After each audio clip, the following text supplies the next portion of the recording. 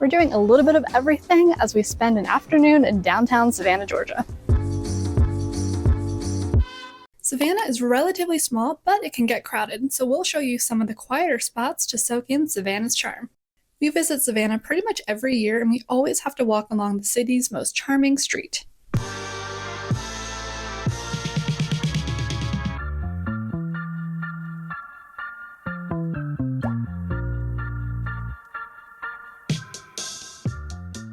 How gorgeous is this street? The homes are beautiful. I love all of the shutters, and it has like original brick streets, which I love too. I could just walk through the street for hours and hours. I love it.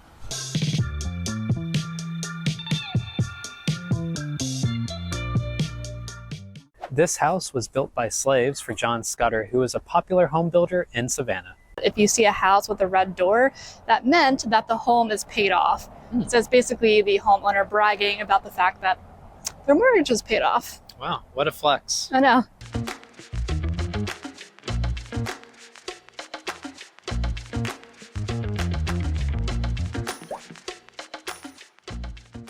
Next, we're going down the street to a store called Books on Bay, which is a bookstore.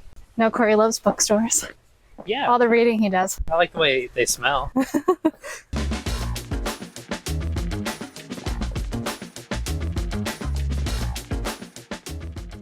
It smells so good. It smells like a bookstore. And coffee. I love it.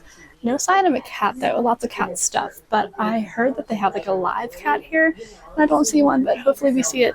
Okay, well we didn't see a real live cat, but I love the whole ambiance of that bookstore. It's got a lot of like mystery fiction. I think that's its specialty. And they had free food, so. Yeah, my favorite part was the free cookies.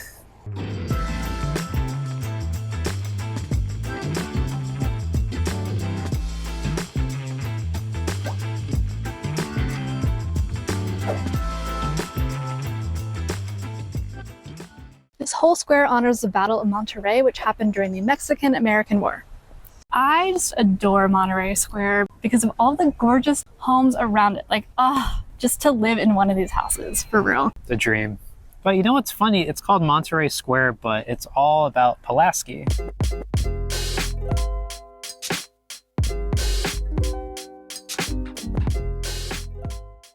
This monument honors General Pulaski, who died from a gunshot wound during the Siege of Savannah. There's actually some controversy around where Pulaski was buried because some people claim that he was buried nearby, while others claim that he was buried at sea, and it's actually a mystery. Apparently no one actually knows where he was buried.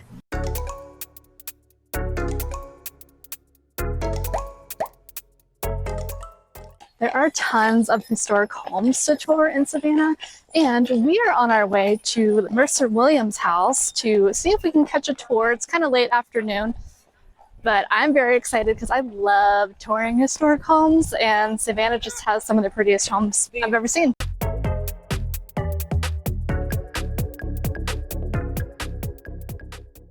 Before we even start touring this house, they have all this greenery hanging along the fences, and it smells amazing.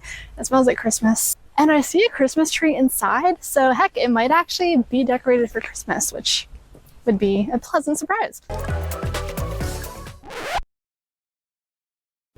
So we just got out of the house, but unfortunately you cannot take any photos or videos, but that's because somebody still actually lives in the home, and the person who lives there is a relative of Jim Williams, who is the Mercer Williams part of the home.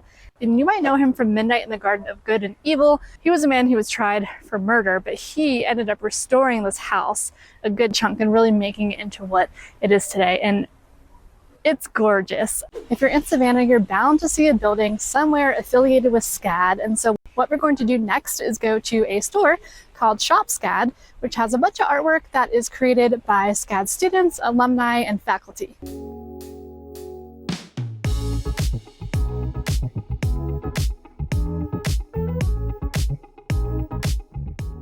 Ooh, they just opened like a secret door. I don't know if we're allowed to go in there, but let's see.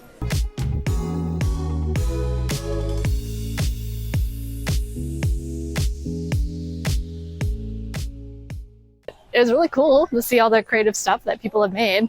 Yeah, I love the portrait room. That was so cool. Yeah. With the moving portraits.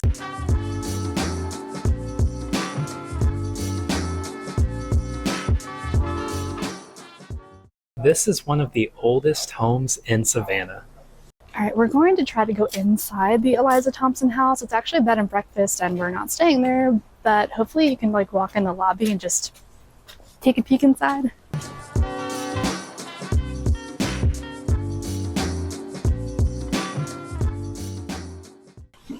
They're so nice here. I was like, we're just being nosy. We just want to look inside. And they're like, yeah, sure, come on in. I'm like, okay, thanks. This was the first house constructed on Jones Street. It was for Eliza and Joseph Thompson and their 7 children.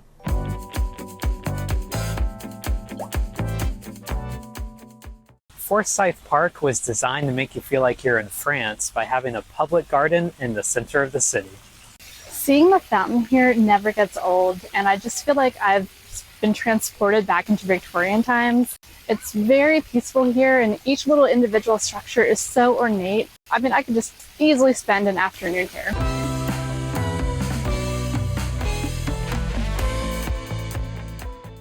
This fountain is modeled after the fountains at the Place de la Concorde in Paris. Just always spying on people at parks. Oh, what a pretty place to get married!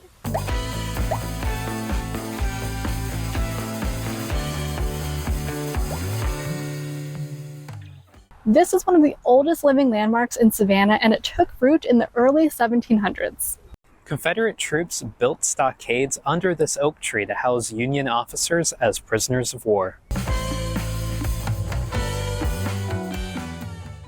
I love Savannah so much. It's one of the most prettiest, elegant cities I've ever been to. I never get tired of coming here. We've been here about 4 times, and we always try to do something new when we're here, so we were able to cross some things off of the list. If you've ever been to Savannah, comment below and let us know what is your favorite part of downtown. And as always, thanks for watching. Bye. We're going down to... I think it's Mexican-American War. Well, wait. Yeah, we can kind of walk and talk. I'm going to be on your left.